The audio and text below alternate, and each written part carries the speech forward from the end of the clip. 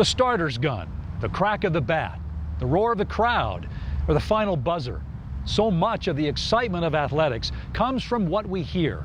But sounds don't affect Marcus Titus because Marcus is deaf. Marcus discovered he was deaf when he was 3. 18 years later, he has become one of the best breaststrokers in the nation. Quite an accomplishment when you consider he didn't care much for swimming at first. During my high school year, my freshman year, my parents encouraged me, like, why don't you try swimming? So I tried it out for like several weeks, and I was like totally did not want to swim, totally did not want to work out because it was so hard the first time.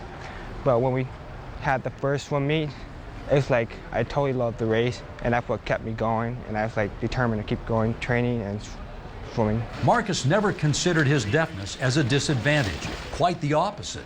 I actually use that as an advantage because it helped distract from the sound around me, and it helped me focus better, and using light is the greatest advantage for me.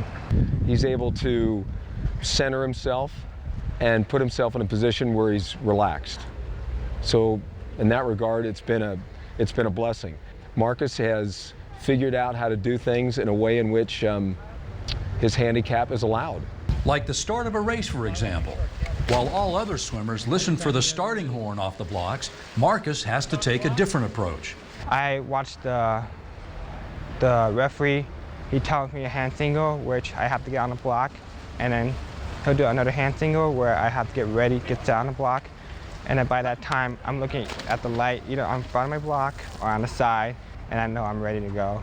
When the race starts, many athletes feed off the audible frenzy of the crowd and their teammates. Marcus has to depend on his other senses to soak up the moment. Just by looking at the crowd, sometimes just by looking at the size of the crowd really gets me going, and I can feel them cheering, and that really gets me going. Marcus just helped Arizona place 3rd at last week's NCAA championships. There's some irony there because the U of A wasn't sold on Marcus when he graduated from Tucson's Flowing Wells High School. They didn't offer him a scholarship, so he went to ASU instead. Big mistake on our part. You think sometimes recruiting is an exact science, but anyway, to his credit, Marcus went to ASU and swam very fast.